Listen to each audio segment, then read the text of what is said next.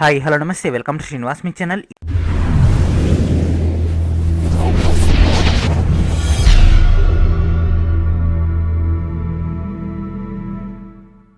ఈరోజు ఈ వీడియో మనకు ఐఐటి తిరుపతి నుంచి పర్మనెంట్ ఉద్యోగాలు భర్తీ చేయడానికి నోటిఫికేషన్ జారీ చేయడం జరిగింది.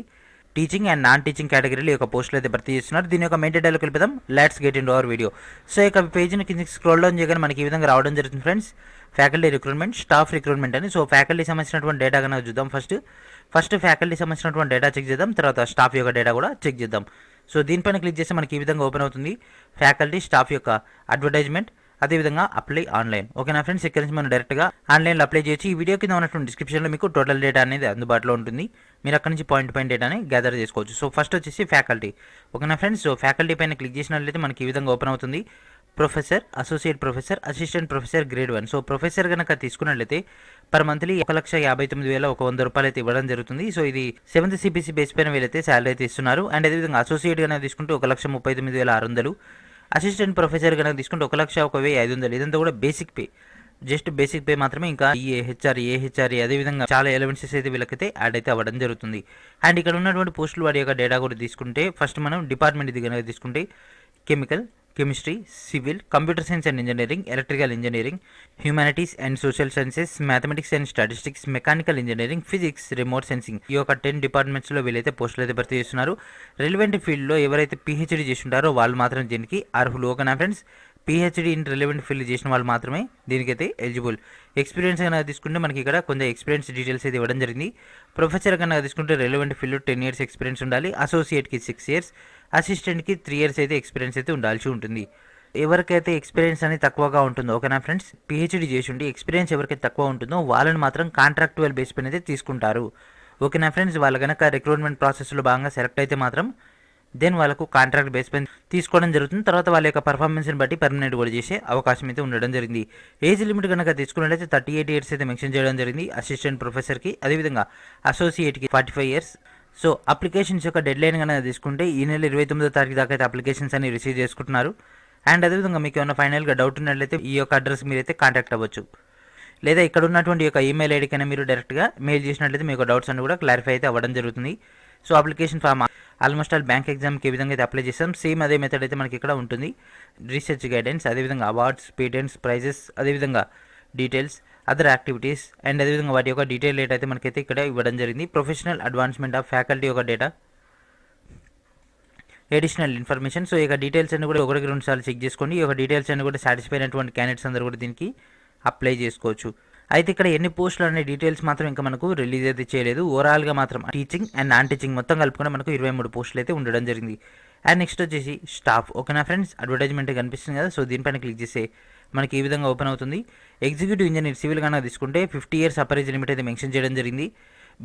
బీటెక్ ఇన్ సివిల్ చేసిన వాళ్ళ అర్హులు విత్ 8 years ఎక్స్పీరియన్స్ అయితే ఉండాల్సి ఉంటుంది ఇన్ రిలవెంట్ ఫీల్డ్. అదేవిధంగా డిజైరబుల్ యొక్క డేటా అయితే ఇవ్వడం జరిగింది.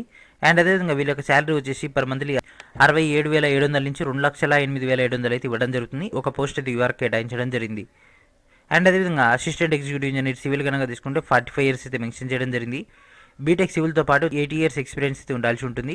అండ్ అదేవిధంగా వీళ్ళ యొక్క శాలరీ వచ్చేసి 56,100 నుంచి 1,77,500. ఒక పోస్ట్ యూఆర్కి అయితే కేటాయించడం జరిగింది. అసిస్టెంట్ ఎగ్జిక్యూటివ్ ఇంజనీర్ త్రిబుల్ కనుక తీసుకున్నట్లయితే 45 years అయితే మెన్షన్ చేయడం జరిగింది. బీటెక్ త్రిబుల్తో పాటు 8 years ఎక్స్పీరియన్స్ అయితే ఉండాల్సి ఉంటుంది. 56,100 నుంచి 1,77,500 దాకా అయితే శాలరీ వస్తుంది. ఒక పోస్ట్ యూఆర్కి అయితే కేటాయించడం జరిగింది. యూఆర్ అంటే ఎవరైనా అప్లై చేసుకోవచ్చు.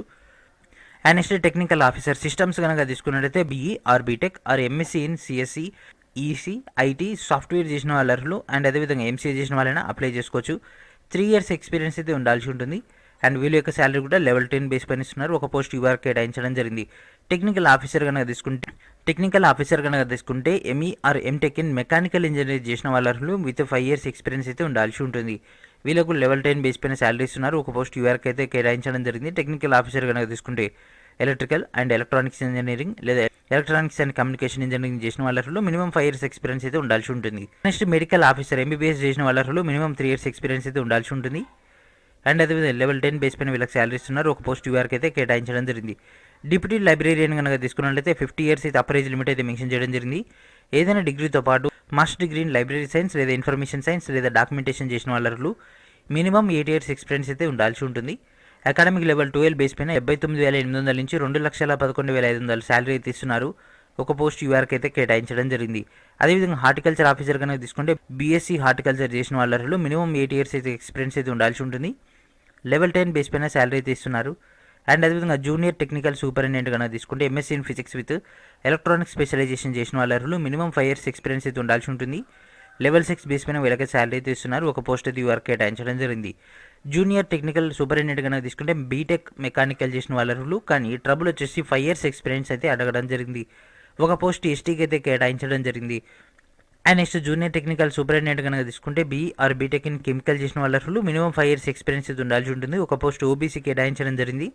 లెవెల్ 6 బేస్ పైన శాలరీ అయితే ఇస్తున్నారు. జూనియర్ టెక్నీషియన్ కనుక తీసుకుంటే బ్యాచిలర్ డిగ్రీ ఇన్ కెమిస్ట్రీ చేసిన వాళ్ళలో ఓకేనా friends, bachelor degree in chemistry అంటే బీఎస్సీ కానీ లేకపోతే బీజెడ్సీ కానీ చేసిన వాళ్ళలో ఎలాంటి ఎక్స్పీరియన్స్ అనేది అవసరం లేదు. లెవెల్ 3 బేస్ పైన శాలరీ ఇస్తున్నారు.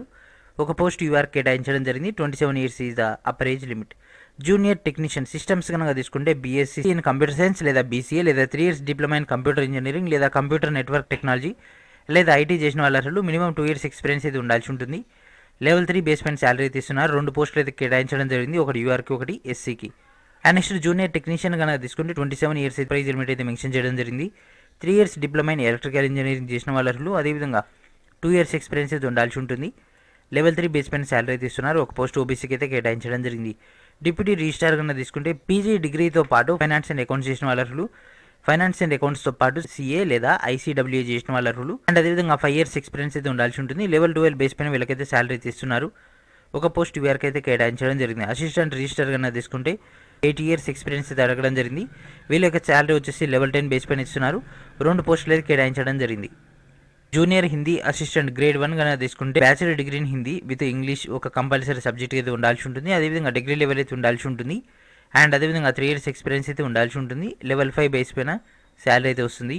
అండ్ అదేవిధంగా ఒక పోస్ట్ యూఆర్కి అయితే కేటాయించడం జరిగింది. జూనియర్ అసిస్టెంట్ కనుక తీసుకుంటే 27 years అయితే మెన్షన్ చేయడం జరిగింది. డిగ్రీ పాస్ అయిన వాళ్ళంతా అప్లై చేసుకోవచ్చు. కంప్యూటర్ ఆపరేషన్స్ పైన అవగాహన ఉండాలి. లెవెల్ 3 బేస్ పైన శాలరీ అయితే ఇస్తున్నారు. 4 పోస్టులు అయితే కేటాయించడం జరిగింది. యూఆర్కి ఒకటి, ఓబీసీకి ఒకటి, ఎస్సీకి ఒకటి, ఎస్టీకి ఒకటి. అండ్ అదేవిధంగా ఇక్కడ మనకు అప్లికేషన్స్ యొక్క డీటెయిల్ డేటా అయితే ఇవ్వడం జరిగింది. సో ఇక్కడ మనకు బేసిక్ ఇన్స్ట్రక్షన్స్ అయితే ఇవ్వడం జరిగింది. So each and every post యొక్క డేటా ఓకేనా ఫ్రెండ్స్. పే ఇన్ గవర్నమెంట్ అదేవిధంగా ప్రైవేట్ సెక్టార్లో ఎట్లా వస్తుంది దీని యొక్క రిమార్క్. సో ఈ విధంగా మనకు బేసిక్ డీటెయిల్స్ అయితే ఇవ్వడం జరిగింది. అండ్ అదేవిధంగా selection process. So selection process కనుక తీసుకుంటే ఫస్ట్ ఆఫ్ ఆల్ మనకి ఎలిజిబిలిటీని వాళ్ళైతే టెస్ట్ చేస్తారు. మనం ఇచ్చినటువంటి డీటెయిల్స్ అన్ని కూడా టాలీ చేయడం జరుగుతుంది. సో టాలీ అయినటువంటి క్యాండిడేట్స్ మాత్రమే రిటర్న్ ఎగ్జామ్ ఉంటుంది. రిటర్న్ ఎగ్జామ్ తర్వాత ఇంటర్వ్యూ కానీ లేదా స్కిల్ టెస్ట్ కానీ లేకపోతే డైరెక్ట్ డాక్యుమెంట్ వెరిఫికేషన్ వచ్చినటువంటి అప్లికేషన్స్ని బట్టి వాళ్ళైతే షార్ట్ లిస్ట్ చేస్తారు. సో షార్ట్ లిస్ట్ అయిపోయినటువంటి క్యాండిడేట్స్కి పోస్టింగ్ అనేది అలాట్మెంట్ చేయడం జరుగుతుంది. డైరెక్ట్గా మనకు ఐఐటి తిరుపతిలోనే పోస్టింగ్ ఉంటుంది. సో ఏపీ అండ్ తెలంగాణ వాళ్ళందరూ కూడా దీనికైతే అప్లై చేసుకోవచ్చు. ఎందుకంటే ఇది సెంట్రల్ లెవెల్ అయినటువంటి రిక్రూట్మెంట్ కాబట్టి మేజర్గా మన యొక్క 2 రాష్ట్రాలకైతే ఎక్కువ యూటిలైజేషన్ అయితే ఉంటుంది. అండ్ అదేవిధంగా ఫ్యాకల్టీ కనుక తీసుకుంటే వీళ్ళ యొక్క సెలక్షన్ ప్రాసెస్ కూడా క్లారిటీగా ఇవ్వలేదు. మేబీ వీళ్ళకి కూడా రిటర్న్ ఎగ్జామ్ ఉండొచ్చు, లేకపోతే ఇంటర్వ్యూ బేస్ పైన వీళ్ళనైతే షార్ట్ లిస్ట్ చేసే అవకాశం అయితే ఉండడం జరిగింది. మేబీ మనకు ఈ యొక్క అప్లికేషన్ యొక్క డేటా అయిపోగానే ఇంటిమేషన్ కూడా వచ్చే అవకాశం అయితే ఉండడం జరిగింది. సో ఇప్పుడు మనం ఒక పోస్ట్ని ఏ విధంగా అప్లై చేయాలో చూద్దాం. సో స్టాఫ్ చూద్దాం ఫ్రెండ్స్. స్టాఫ్లో జూనియర్ అసిస్టెంట్ చూద్దాం ఓకేనా. మనకి ఈ విధంగా ఓపెన్ అవుతుంది. మళ్ళీ ఇక్కడ మనకు పోస్టులు వాటి యొక్క డీటెయిల్ డేటా వస్తుంది. సో ఇక్కడ మనకి ఇక్కడ కనిపిస్తుంది friends, user name password enter చేసి ఇక్కడ ఈ విధంగా వస్తుంది క్రియేట్ న్యూ అకౌంట్. సో ఇక్కడ యూజర్ నేమ్, ఈమెయిల్ ఐడి, ఇక్కడ కనిపిస్తున్నటువంటి క్యాప్చర్ని క్లిక్ చేసి క్రియేట్ న్యూ అకౌంట్ అని ఉంది కదా, సో దీనిపైన క్లిక్ చేస్తే మనకు అకౌంట్ అని క్రియేట్ అవుతుంది. తర్వాత మనం ఫర్దర్గా లాగిన్లోకి రావాల్సి ఉంటుంది. తర్వాత మనకి యూజర్ నేమ్ పాస్వర్డ్ అని ఎంటర్ ఇచ్చేసి ఇక్కడ కనిపిస్తున్నటువంటి క్యాప్చర్ని ఫిల్ చేసి లాగిన్లోకి ఎంటర్ కావాల్సి ఉంటుంది. ఒకవేళ పాస్వర్డ్ కనుక మిస్ అయితే ఇక్కడ మన యొక్క ఈమెయిల్ ఐడి కానీ యూజర్ నేమ్ కానీ ఇచ్చేసి పైన కనిపిస్తున్నటువంటి క్యాప్చర్ని ఇక్కడ ఫిల్ చేసి న్యూ ఈమెయిల్ పాస్వర్డ్ ఓకేనా. ఆ విధంగా మనం పాస్వర్డ్ని క్రియేట్ చేసేస్తాం. పాస్వర్డ్ని క్రియేట్ చేసిన తర్వాత డైరెక్ట్ మనం అక్కడి నుంచి ఆన్లైన్లో అప్లై అయితే చేయాల్సి ఉంటుంది. ఆ విధంగా మనకైతే ప్రొసీజర్ అయితే ఇవ్వడం జరిగింది. ఈ యొక్క రిక్రూట్మెంట్లో మాత్రం మనకు ఫర్దర్గా వెళ్ళిపోయే అవకాశం అయితే లేదు. కాకపోతే ఎవరికైతే ఈ యొక్క పోస్టులకు ఎలిజిబిలిటీ ఉంటారో వాళ్ళందరూ మాత్రం దీనికైతే ట్రై చేయండి. సో ఇది ఫ్రెండ్స్ ఈరోజు వీడియో. నెక్స్ట్ వీడియో మనకు డేటాతో కలుద్దాం. ఐ హోప్ మీకు ఈ యొక్క టోటల్ డేటా అని అర్థమైందని అనుకుంటున్నాను. అదేవిధంగా అఫీషియల్స్ యొక్క ఈమెయిల్ ఐడి కూడా మీరు కాంటాక్ట్ అయినట్లయితే they will give full details. So ఇది ఫ్రెండ్స్ ఈరోజు వీడియో. నెక్స్ట్ వీడియో మనకు డేటాతో కలుద్దాం. అండ్ అదేవిధంగా మన యొక్క ఛానల్ తరపున ఆర్ఆర్బీ ఎన్టీపీసీ కోసం స్పెషల్గా స్మార్ట్ స్టడీ మెటీరియల్ అనేది ఇష్యూ చేయడం జరిగింది.